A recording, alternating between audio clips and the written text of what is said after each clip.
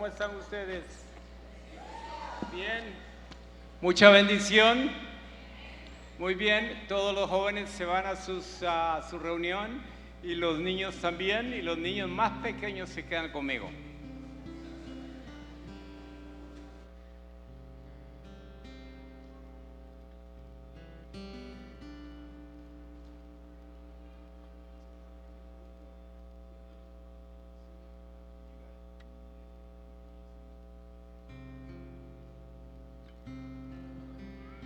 Gloria a Dios.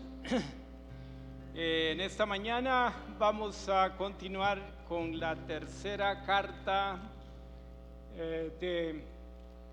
a las 7 iglesias de Apocalipsis.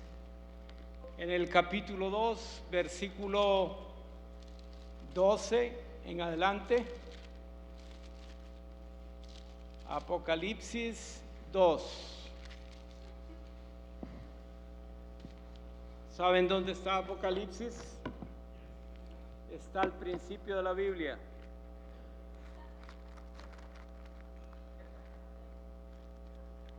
Yo no lo encuentro. Puestos de pie, vamos a leer esta porción. Dice de la siguiente manera: escribe al ángel de la iglesia de Pérgamo, el que tiene la espada aguda de 2 filos, dice esto. Recuérdense ustedes de esta frase: el que tiene la espada de 2 filos, aguda, dice esto. Y esto es lo que dice el versículo 13: yo conozco tus obras y dónde moras, donde está el trono de Dios. Qué lugarcito, ¿verdad? Pero retienes mi nombre y no has negado mi fe, ni aun en los días en que Antipas, mi testigo fiel, fue muerto entre vosotros, donde mora Satanás. Pero tengo unas cosas pocas contra ti, que tienes ahí a los que retienen la doctrina de Balaam, que enseñaba a Balac a poner tropiezo ante los hijos de Israel, a comer de cosas sacrificadas a los ídolos y a cometer fornicación. Y también tienes a los que retienen la doctrina de los nicolaitas, la que yo aborrezco. Por tanto, arrepiéntete, pues si no, vendré a ti pronto y pelearé contra ellos con la espada en mi mano. El que tiene oídos para oír, que oiga lo que el Espíritu dice a las iglesias. Al que venciere daré a comer del maná escondido, y le daré una piedrecita blanca, y en la piedrecita escrito un nombre nuevo, el cual nunca conoce sino aquel que lo recibe. Ese último versículo, yo creo que voy a tener que hacer 2 mensajes de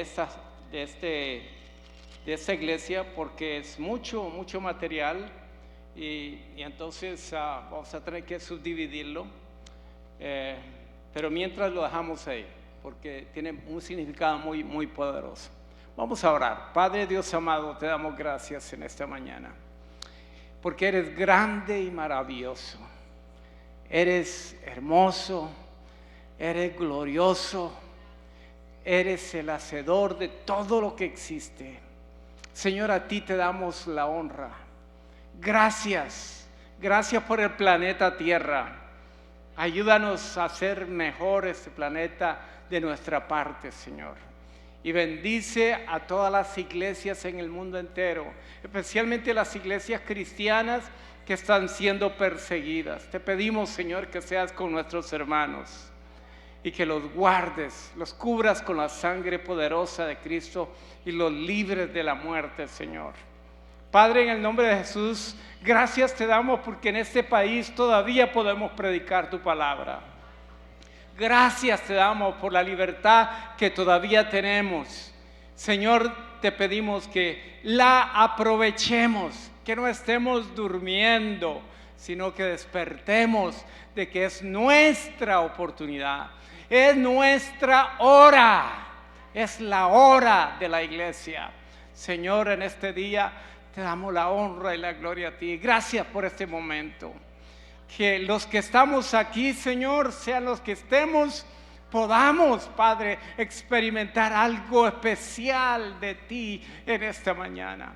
Que los corazones y las mentes estén preparadas, Espíritu Santo, para que tú les hables y ellos reciban de ti. Te lo pedimos en el nombre poderoso de aquel que murió y resucitó y está vivo y vive para siempre. En el nombre de Jesús, amén y amén.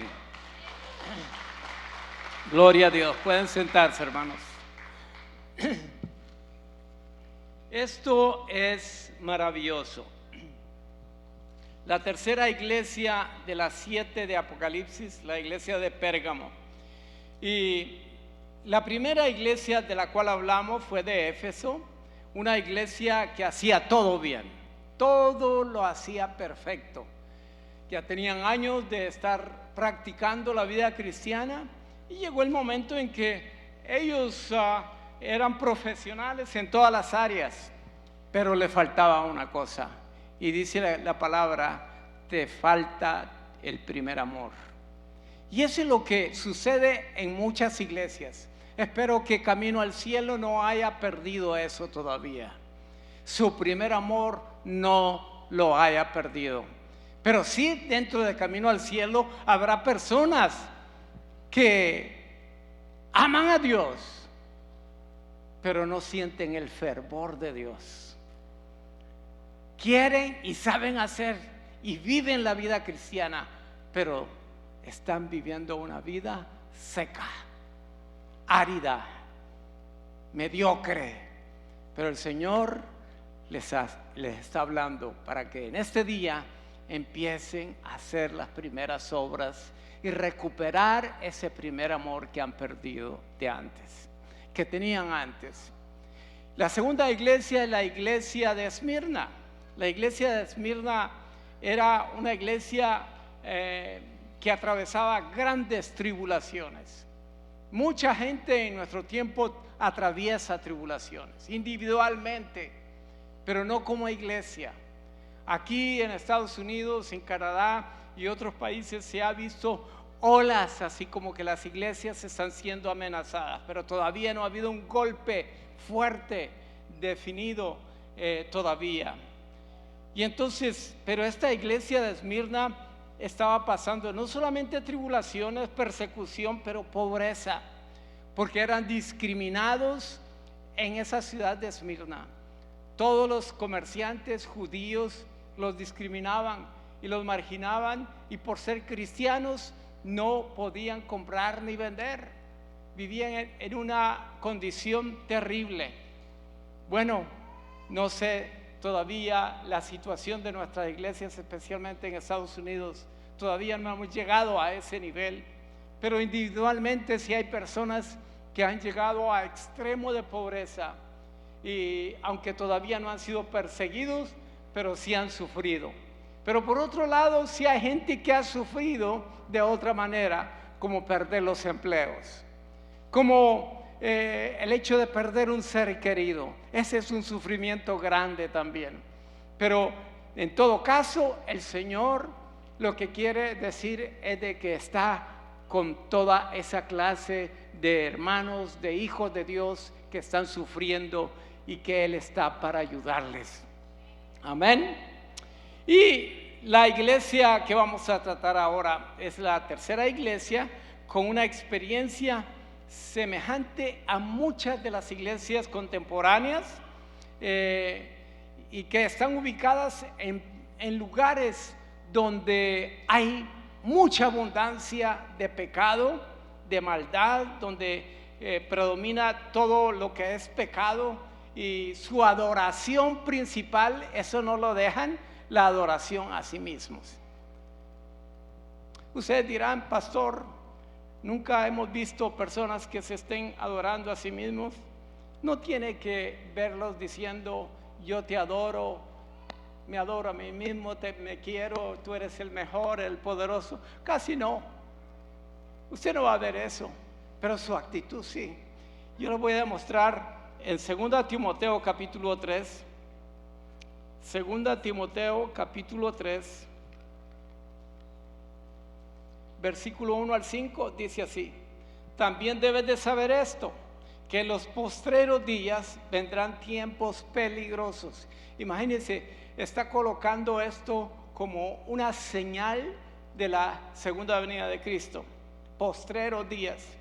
El versículo 2: porque habrá hombres amadores de ¿qué? De sí mismos, son idólatras.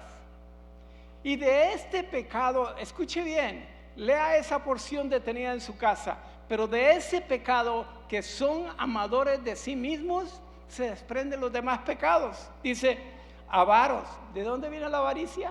De sí mismo. Vanaglorioso. ¿Quién es vanaglorioso? Uno que se ama a sí mismo. Soberbio. ¿Quién es un soberbio? Uno que se ama a sí mismo. Etcétera, etcétera. Blasfemos. Nadie le dice a alguien, mira, te pago para que blasfemes por mí. Él es el que blasfema, ¿cierto? Y así, desobedientes a los padres. Oh, esto como que resuena por ahí. Ingratos, impíos, dice, sin afecto natural, implacables, calumniadores, intemperantes, crueles, aborrecedores de lo bueno. Y eso se ve hoy día. Traidores, impetuosos, infatuados, amadores de deleites más que de Dios, que tendrán apariencia de piedad, pero negarán la eficacia de ellos. ¿Se da cuenta? Ojalá que en su casa ustedes puedan leer esa porción, que es muy, muy interesante. Mire, si ese es como un espejo, ahí uno se puede, ¿qué defecto de esos tengo yo? O tengo un poquito de cada uno de ellos. Y de esa manera buscar al Señor, porque la sangre de Cristo tiene poder para limpiarnos de todo mal y de todo pecado. Amén. Gloria a Dios. Y entonces empezamos en el versículo 12 y dice: y escribe al ángel, o sea, al pastor. Ángel es traducido a pastor, de la iglesia de Pérgamo. Está hablando Jesucristo, que se le apareció al apóstol Juan en los últimos días, cuando estaba siendo desterrado allá en Patmos, en la isla de Patmos. Y ahí teniendo en la visión se le apareció Jesucristo y le dice: el que tiene, dice, la espada aguda de 2 filos, dice esto. Y este tiene un significado, la palabra 2 filos, que voy a explicarles un poquito más tarde. La ciudad de Pérgamo era considerada el trono de Satanás. Diga, la ciudad de Pérgamo. ¿Okay? Porque a veces suena esto como que estás en el trono de Satanás, como que la iglesia estaba metida en satanismo. No es nada de eso. Es que en toda la ciudad había una perdición terrible. Voy a explicar un poquito de eso, pero ellos estaban ahí en medio de ese pecado. Y eso a veces, muchas de las veces uno quiere correr, ¿no? Cuando está rodeado de tanto mal, tanta maldad, tanto homicidio, tanto odio, la gente matándose unos a otros, robos, y de toda clase de pecado. Y entonces uno dice: yo me quisiera ir a otro lado, y se pone a ver a los lados que puede irse, y se da cuenta de que son muy pocos tal vez, y a esos pocos donde usted puede irse no tiene el dinero para ir allá. Entonces se queda donde está. Pero hay una cosa muy importante, que ahí donde usted está sirviendo un propósito. Amén. Porque ¿de qué sirve que usted consiga un lugar donde sea el paraíso? ¿A quién le va a predicar en el paraíso? Si todos están salvos. Pero usted es necesidad de que usted esté en un lugar donde otros no conocen a Jesús, para que usted sirva de luz. ¿Dónde vamos a hacer luz si no hay oscuridad? Amén. Entonces vamos a cambiar nuestra oración y decirle: Señor, ayúdame a hacer luz.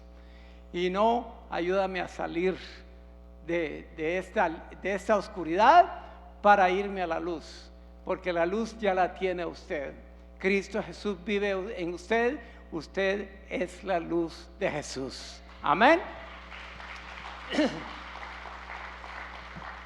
Entonces la ciudad de Pérgamo era considerado el trono de Satanás. Había ahí en dicha ciudad un procónsul, o sea, un representante de Roma, con un gran poder y autoridad contra todos los enemigos de Roma. A este se le había dado tanto poder y le tenía la gente pánico, un gran temor, y no porque daba multas a los que infringía la ley, no se limitaba a dar reprensiones o a encarcelar gente solamente. Este tenía autoridad para ejecutar la muerte a cualquiera que infringía ciertas leyes. Y una de las leyes más inquebrantables para ellos era el hecho de no adorar al emperador. Cualquiera que infringía esa ley lo mataban. Así es de que la situación era difícil para los cristianos. Lo tremendo es de que la iglesia de Jesucristo estaba ahí y adoraba al Señor y practicaba la vida cristiana rodeados de sus verdugos y enemigos terribles que eran reales cada día. Aquello no era un reto fácil. Estos cristianos arriesgaban sus vidas a cada momento. Su fe en Cristo era lo que los sostenía. Yo veo en ellos lo siguiente: número uno, la fe de ellos era firme. Hermanos, es importante tener una fe firme para poder uno tener éxito en la vida cristiana. Tiene que afirmarse en la fe, y uno tiene que creer lo que creyó antes y seguir alimentando su alma, su espíritu continuamente, para que esa fe, un día que lo necesite, usted permanezca firme. ¿Qué es lo que dice la palabra? El que mira estar firme, que no caiga. El hecho es de que tenemos que ser como soldados firmes. Por ahí hacen un chiste de los soldados que tiene el presidente de Venezuela, que lo sacan ahí como que están vestidos con uniformes de soldados, pero son a veces gente que desnutridos, ¿no? Andan hasta agachados así. ¿Qué clase de soldados son esos? Solo les hacen y ya los botan. Unos viejitos, ancianitos, ¿para qué los tiene? Esto es una vergüenza. ¿Qué fuerza tiene este hombre? No, tiene fuerza para tener a sus ciudadanos torturándolos y haciéndolos morir de hambre solamente. Su fe era firme y eran valientes. Muchos decimos que somos valientes, pero al momento de la prueba salimos huyendo, ¿cierto? Sí, yo soy valiente, yo me atrevo a enfrentar a esa persona, pero al momento de enfrentarle le tiemblan los labios y después le dice: ¿qué me vas a decir? Nada. Tenemos que ser valientes, amén. Valientes para enfrentar el pecado, amén, confrontar el pecado. Sí, somos valientes. Yo si quiero me tomo solo un traguito y después me voy a casa, y aunque en casa se tome los otros 10, ¿verdad? Esa no es valentía. Valentía es decirle no al alcohol, amén. Si hay una persona que tiene dominio propio, es diferente, como en el caso del tiempo de Jesús, que se tomaba el vino También en España, en Argentina todavía hay personas, familias que toman un vinito a la hora de la cena, pero no son alcohólicos, no son gente borracha. Pero la mayoría de los hispanos, de los centroamericanos, voy a generalizar, centroamericanos, mexicanos y otros latinos, no, por ahí, no hay ese dominio propio. Y a veces decimos, yo me recuerdo cuando yo era niño, mi padre decía, voy a ir a tomarme un traguito, y ese traguito era 15 días de tomar sin parar. Sí, entonces cuando decimos eso es dominar, valentía para dominar los vicios. Pero la gente dice, es que no puedo dejar la droga. Basura, eso no es cierto.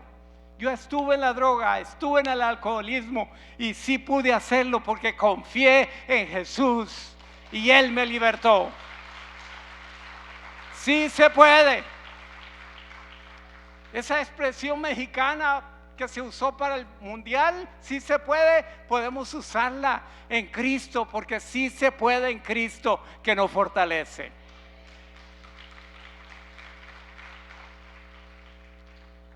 Eran valientes, se esforzaban en hacer lo correcto, se esforzaban en hacer y practicar lo justo, lo verdadero.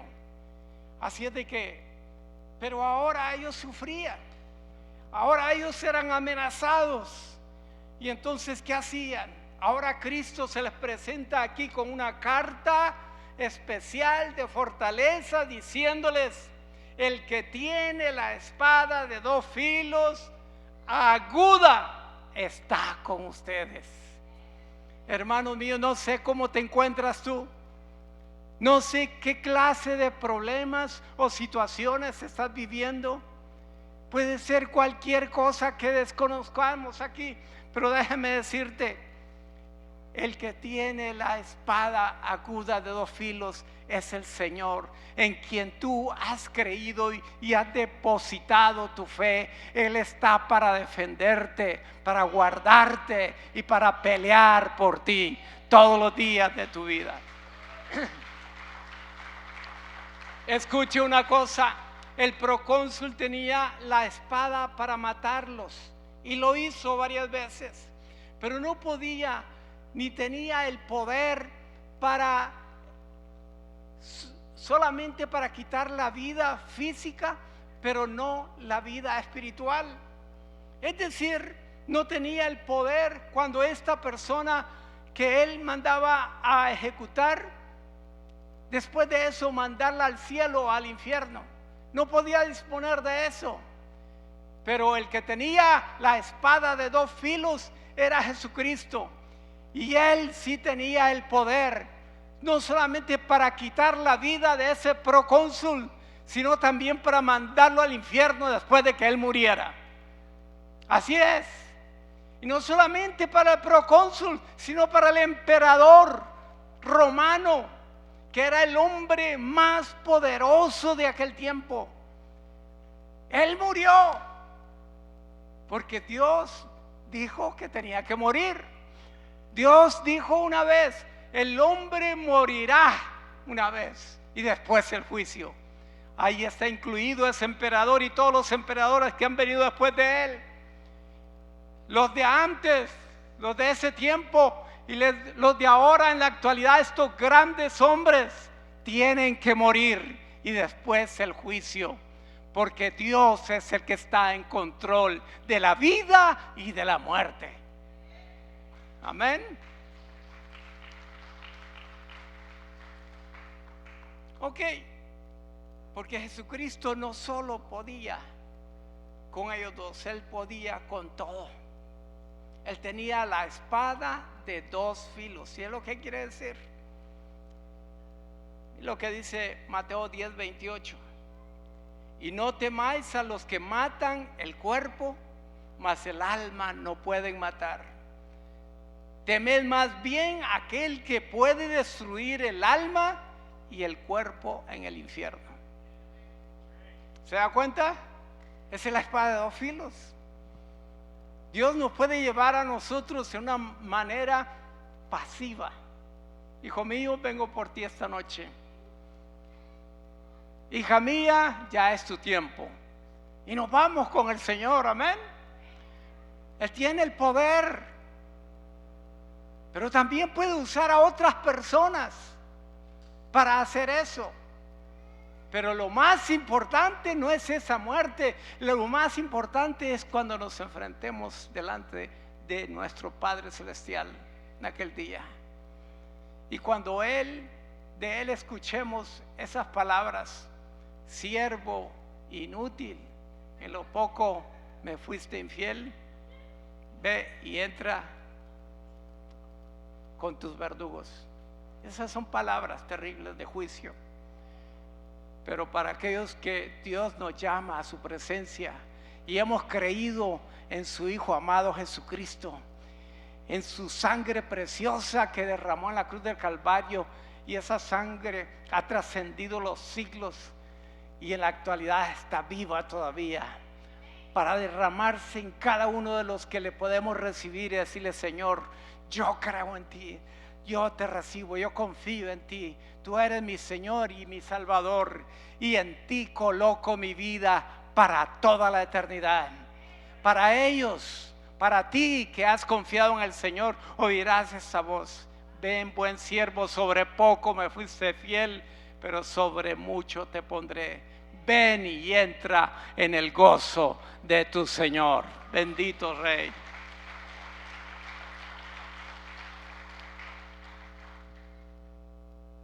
En nuestro siglo XX o XXI, más bien dicho, yo todavía, como nací en el siglo XX, a veces me quedo atrasado, hay un lapso de tiempo, mi memoria a veces se va para allá, pero la vuelvo a jalar.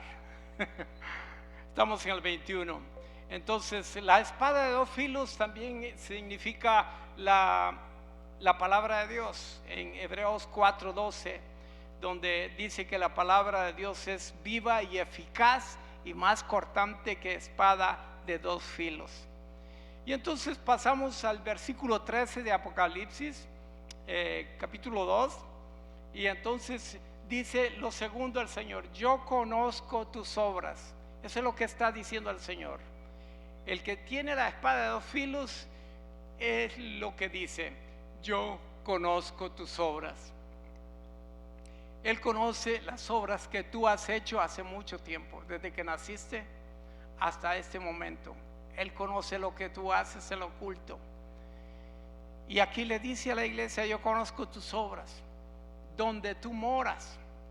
Aquí le está hablando la situación de Él. Él está conociendo donde tú trabajas, donde tú te mueves, quién es tu esposo o quién tu esposa. Aquí dice: yo sé dónde tú moras. Dice: donde está el trono de Satanás. Ok, no vaya a tomar mal esto y usted vaya a pensar de que en su casa, yo como pastor le dije que usted estaba morando en la casa de Satanás, porque se puede meter en líos y usted me puede meter en un lío a mí. Yo no he dicho eso.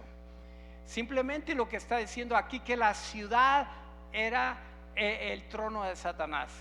Y se lo voy a decir porque la ciudad de Pérgamo era considerada el centro de adoración imperial.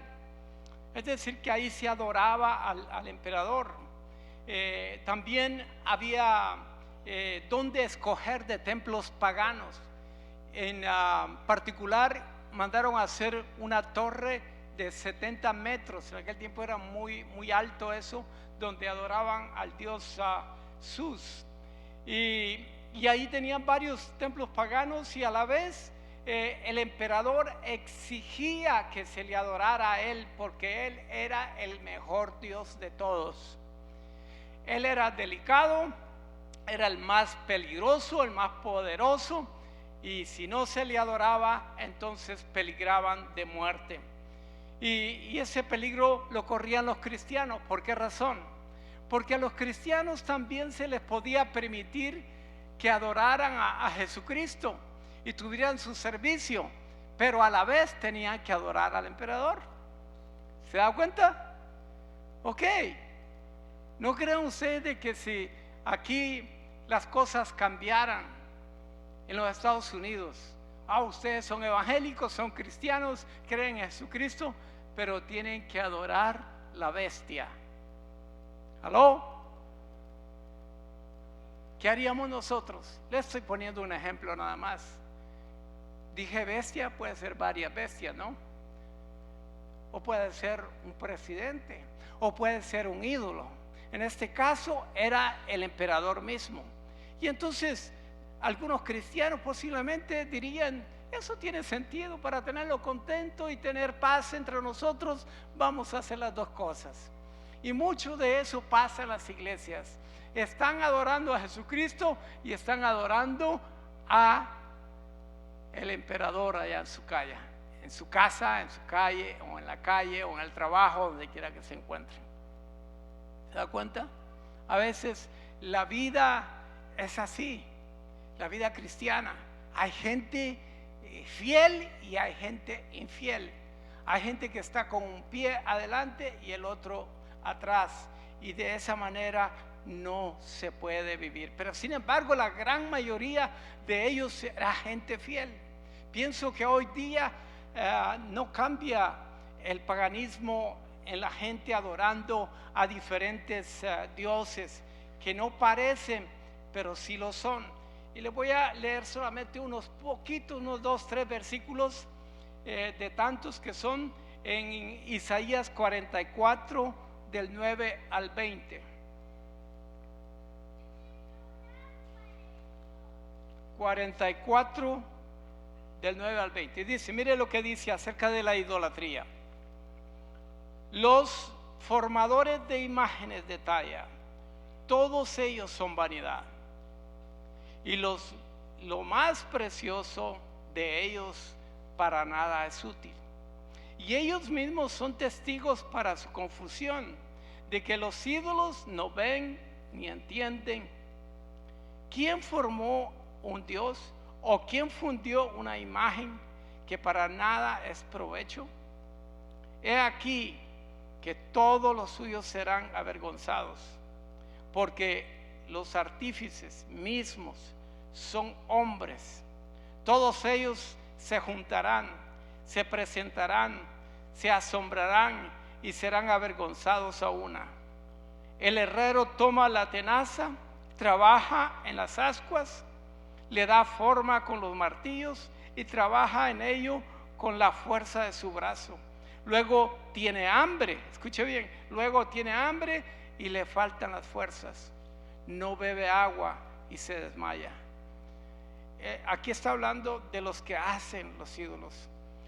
Aquí está hablando, si sigue leyendo ahí, que es largo, que va al bosque, corta el árbol, lo hace leña, le sirve para cocinar, y de ahí mismo de ese árbol hace un ídolo y después lo coloca en un altar y se pone a adorarlo. Mire qué clase de mentalidad es esta. Y entonces eso existía en aquel tiempo. En nuestro tiempo ya no, ¿verdad? ¿Ya no? Ya no. Ok. Qué bueno, estamos en la iglesia correcta entonces. Pero sí, yo me recuerdo que en mi tiempo todavía mis padres adoraban ídolos y nos llevaban a nosotros para que lo hiciéramos también. Nos llevaban también a los brujos, nos hacían limpias, nos leían las cartas, nos masticaban el puro y nos tiraban con saliva en el rostro para sanarnos de enfermedades. Eran montones de chamucos que salían y otros millones que entraban, porque nunca nos compusimos. Solo Cristo fue el que vino a darnos la gracia y la vida.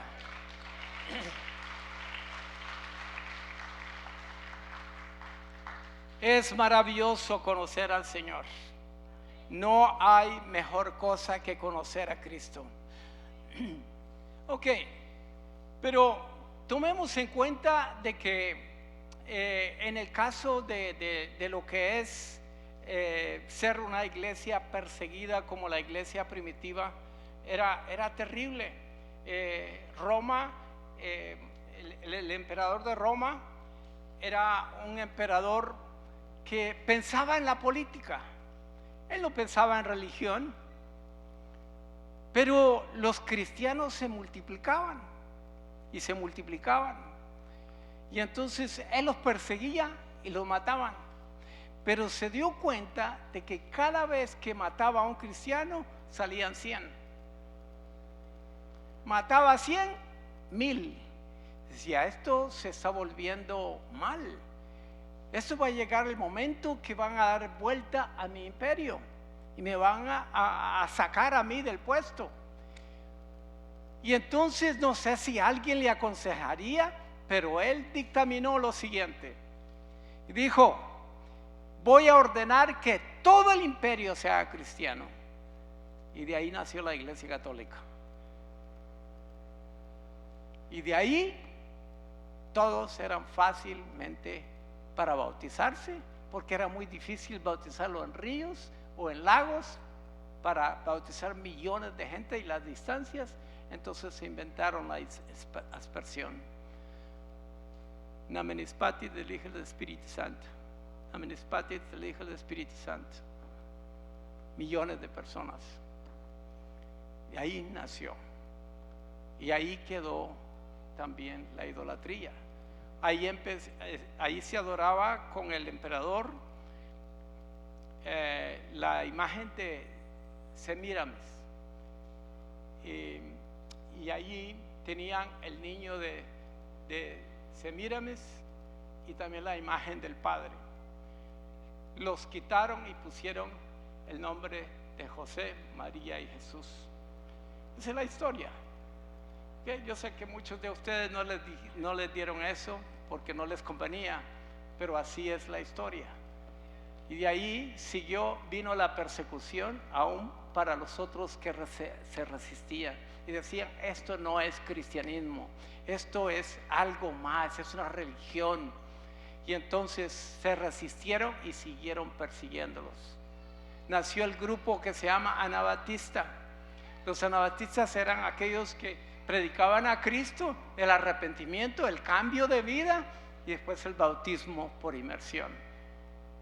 Y entonces vino una persecución para ellos.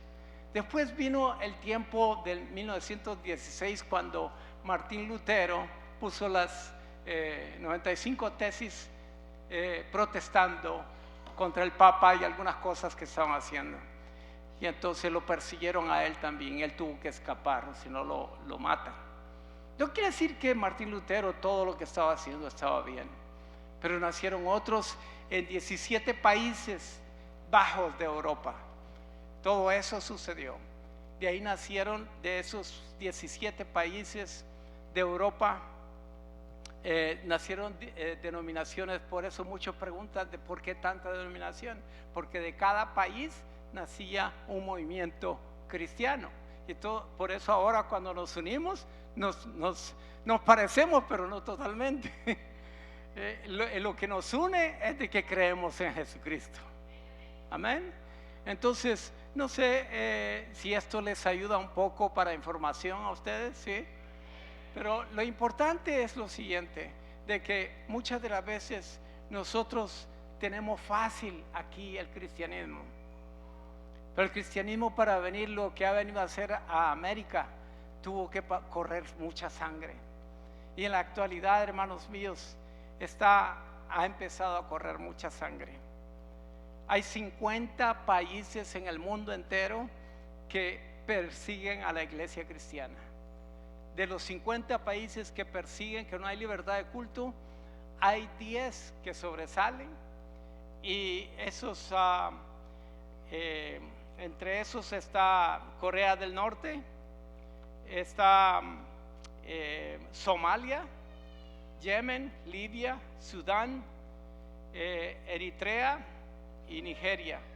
Y dentro de los hispanos todavía hay cierta persecución en Colombia, Cuba, Nicaragua y México. Y usted dice, tal vez si pertenece a alguno de esos países, y dice, no, ¿cómo va a ser eso? Pero sí, tal vez usted no se da cuenta, pero en otros lugares y en otros tiempos ha ocurrido cosas feas. Yo me recuerdo una vez siendo estudiante del Instituto Bíblico Teológico allá en Quetzaltenango, Guatemala. Me mandaron a evangelizar a un lugar donde no había gente cristiana. En el momento que estaban celebrando la fiesta, todas las fiestas ahí, y me puse a hablar del Señor, a predicar. Una persona, 2 personas, 3 personas, hicieron una rueda como de 30 personas, y de repente se acerca uno y me dice: tú tienes que salirte de aquí, te vas ya. Y le digo: ¿por qué? Y entonces: tienes que irte, porque eso no es de aquí. Nosotros creemos solamente en una religión y esa es la nuestra, y te tienes que ir. Y yo vi que unos tenían palos, otros piedras, y entonces empiezo yo en ese momento, dije: ahora que yo he crecido y ahora que soy anciano, me doy cuenta, y dije: ¿cómo hice yo tal cosa? Pero lo hice. Y le dije: ¿se recuerdan ustedes el pasaje de Esteban? Y le dije a ellos: de San Esteban, cuando él predicaba a Jesucristo y sus enemigos se acercaron con piedras para apedrearle porque decían que era hereje, y ellos empezaron a apedrearle y a matarle, y él, en lugar de eso, pidió perdón a Dios por ustedes, por ellos. Y eso es lo que ustedes quieren hacer conmigo. ¿Se atreven a hacerlo? ¿Quieren matarme? Yo seguiré predicando a Cristo todos los días de mi vida. Y sabe que uno por uno se fue yendo y me dejaron, y me quedé temblando.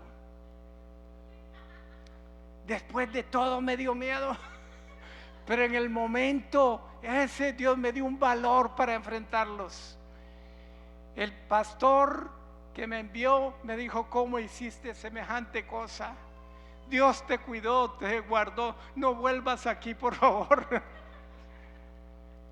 Pero, hermanos míos, hace aproximadamente unas 3 semanas sucedió algo terrible aquí en Estados Unidos. Ustedes saben lo que pasó con Charlie Kirk. Lo más fresco fue su martirio hace 3 semanas. El domingo pasado se celebró el servicio memorial de ese joven mártir, muy amado por el pueblo cristiano y en todo el mundo. Charlie Kirk lo asesinaron por causa de su fe en Jesucristo, por su ideología y su estilo de vida familiar, matrimonial, y por expresar su fe en Dios ante estudiantes en escuelas, maestros y catedráticos, aún ateos. Una vez lo invitaron a una universidad donde no había un solo cristiano, solamente ateos, y todos haciéndole preguntas, y fue, según él, una experiencia bastante difícil, pero Dios lo logró sacar de todo eso. Por él muchos conocieron a Cristo y quedaron grabados miles de mensajes y entrevistas que durarán muchas décadas para beneficio de millones de personas a través de las décadas. Muchos jóvenes hoy en día que lo conocieron o lo conocen a él o saben de él, están siendo inspirados para querer hacer lo que él hizo también. Ojalá que de aquí salgan jóvenes, y si no son jóvenes, adultos, y no importa, ancianos, podamos ser tocados e inspirados para también hacer o imitar la vida de Charlie. Charlie fue un joven valiente. No tuvo temor a muchas amenazas que le hacían cada vez que hacía una reunión grande.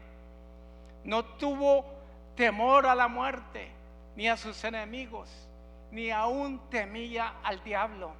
Yo quisiera que veamos un video que no tiene nada de Charlie aquí, pero sí el concepto, por favor.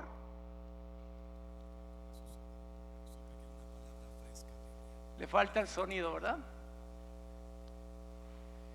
Te ordeno que reciba sonido. Necesito la oración de ustedes. Sonido. Oh, es que los del sonido. ¿No hay sonido? Ok, lo vamos a dejar así. El asunto es de que esta es la mamá, este es el hijo, y el hijo le dice a la mamá: ¿para qué creer en Dios si la gente le tiene más miedo al diablo que a Dios? Y le dice él: oh, así está la situación. Le dice: ¿cómo tú te atreves a creer en la criatura y no al Creador? ¿Quién tiene más poder, el Creador o la criatura? El diablo fue creado por Dios y el diablo va a dar cuentas a Dios. A quien debemos de tener temor no es al diablo, sino a Dios, aquel que tiene poder para destruir el cuerpo y el alma en el infierno. La actitud de Charlie era de temer a Dios y no al diablo. Santiago 4:7 dice: someteos pues a Dios y resistid al diablo y huirá de vosotros. Al diablo no se le sale huyendo, al diablo se confronta y se le dice: no voy a hacer tu voluntad. Pero muchos piensan que el diablo se viste con una máscara y es el diablo para asustarlo a uno. Eso no es el diablo llega a tu mente, trabaja en tu corazón, te pone tentaciones. Ese es el diablo. Y no es que la persona que te está sirviendo de tentación sea el diablo, sino el que está en ella o en él. Y tú tienes que resistir al diablo, y al resistirle al diablo huirá de ti. Charlie finalmente murió y sus enemigos triunfaron, parándole de hacer su trabajo misionero, su trabajo ministerial. Pero él fue recibido en el cielo con los brazos abiertos de nuestro Señor Jesucristo. Él estará bien, pero su asesino, si no se arrepiente, estará mal. Le deseamos a ese asesino que se arrepienta. La esposa de Charlie Kirk, Erika Kirk, muy quebrantada, el domingo dijo, dirigiéndose al asesino de Charlie: te perdono, te perdono. Eso fue algo tremendo. Estremeció toda aquella audiencia y todos aquellos que estábamos viendo esa presentación. Y esas palabras han resonado en mucha gente que les han matado a sus seres queridos, como a sus padres, sus hermanos, sus hijos y sus amigos. Y están diciendo que ellos también perdonan a sus verdugos, que les quitaron la vida a sus familiares. Ellos dicen también, y lo hemos estado oyendo: te perdono, te perdono. ¿Qué palabras más poderosas está diciendo esa gente? Lo que dijo Jesús en la cruz del Calvario: perdónales, Padre, porque no saben lo que hacen. Muchos se alegraron con la muerte de Charlie, celebraron. Eso es inaudito. Como aquel que mató a Charlie, ellos también cometieron el pecado en su corazón de asesinato. Pero ¿sabe una cosa? Nosotros no los podemos odiar a ellos. Como cristianos podemos decirle: te perdonamos, les perdonamos, les perdonamos. Y que esperamos que Dios tenga misericordia de ustedes y se arrepientan a tiempo antes de morir. Esa palabra te perdono es la más poderosa que Dios haya podido dejar en el ser humano. te perdono puede causar un renacimiento de una nueva vida, un nuevo matrimonio. Un matrimonio que batalla y que pelea y que se odian, se detestan y solo es conflicto y conflicto. Pero cuando se usa la palabra te perdono, las armas de esas personas empiezan a caer. Las balas, las bazucas empiezan a ser destruidas. Aleluya. Y empiezan a salir jardines dentro de la casa, flores y rosas preciosas. Y el matrimonio empieza a vivir la vida cristiana, la vida nueva en Cristo, porque las cosas viejas pasaron y aquí todas son hechas nuevas, según la palabra de Dios.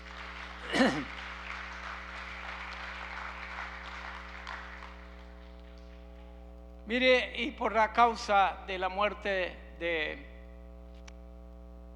de Charlie Kirk, en Oklahoma, el estado de Oklahoma declaró que de ahora en adelante se abren todas las high schools, todas, para que se predique la palabra de Dios.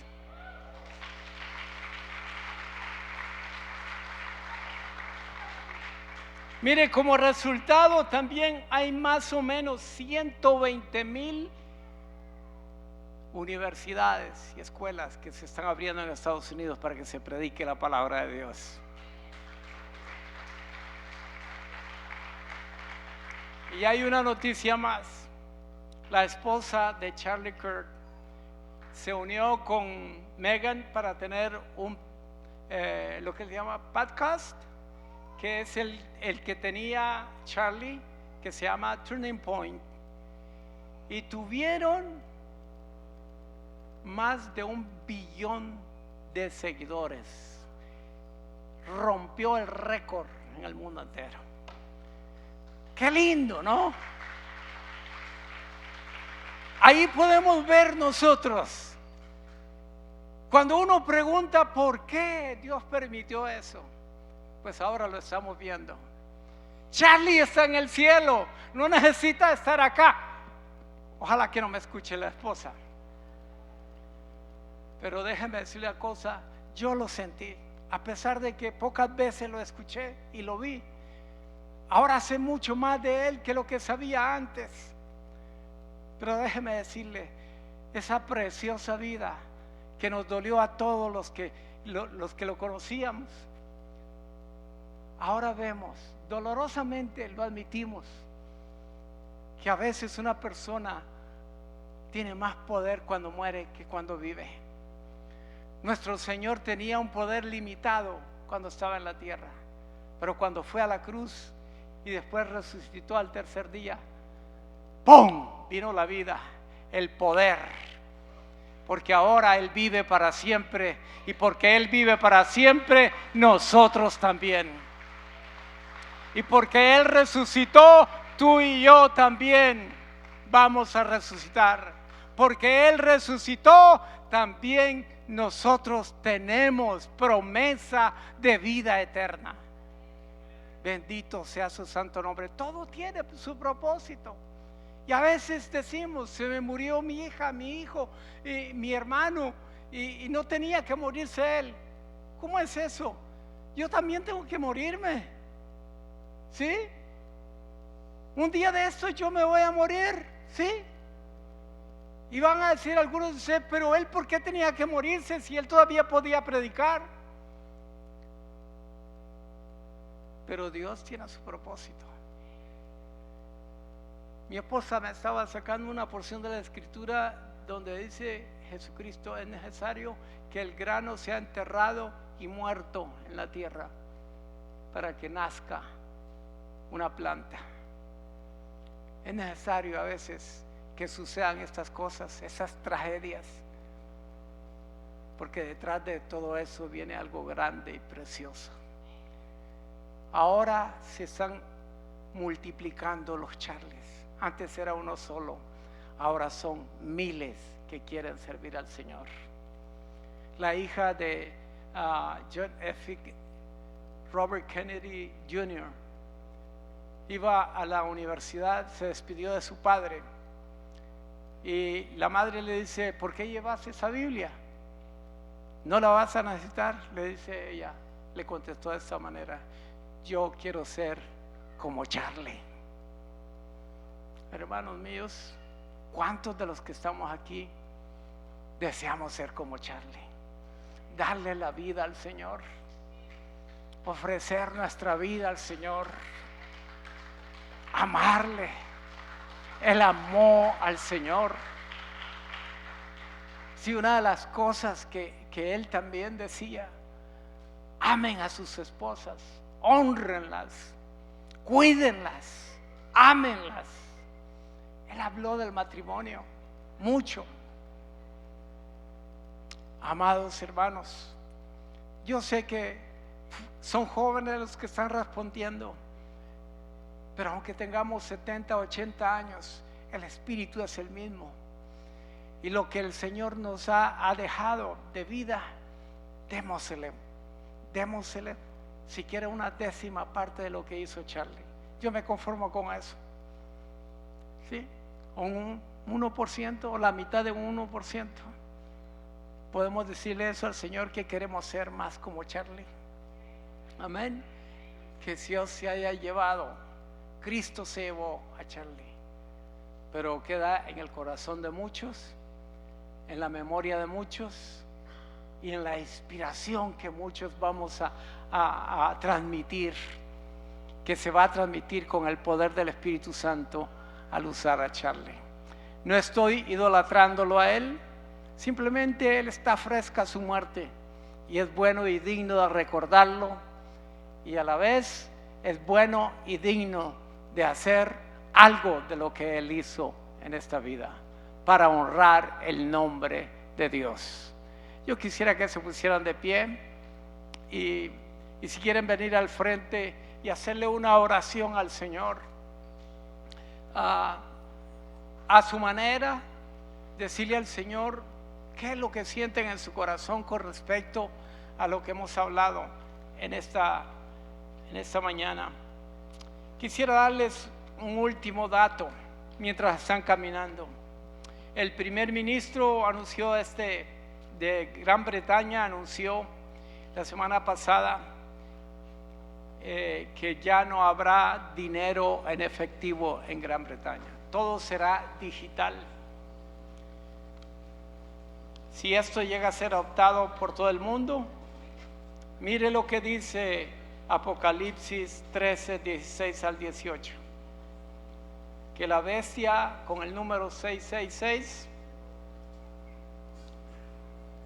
la gente no podrá, los que no se dejen colocar ese número, no podrán ni comprar ni vender.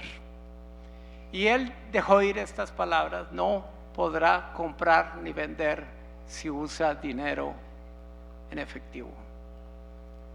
Hermanos míos, esto no estoy diciendo de que él es la bestia, no estoy diciendo que él es el anticristo, pero esto puede ser como un ejemplo de algo que va a venir pronto.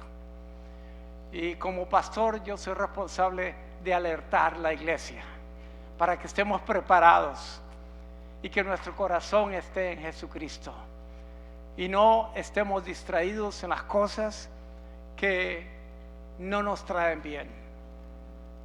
No estemos distraídos en el pecado y en la maldad. Concentremos nuestra mirada en Cristo. Hebreos capítulo 12 dice: puesto los ojos en el autor y consumador de la fe, que es Cristo Jesús. Levante sus manos y vamos a orar. Levantemos nuestras manos al Señor. Haga una oración y una adoración al Señor en una manera libre, como usted quiera. Adorarle al Señor, pedirle al Señor, entregar su corazón al Señor.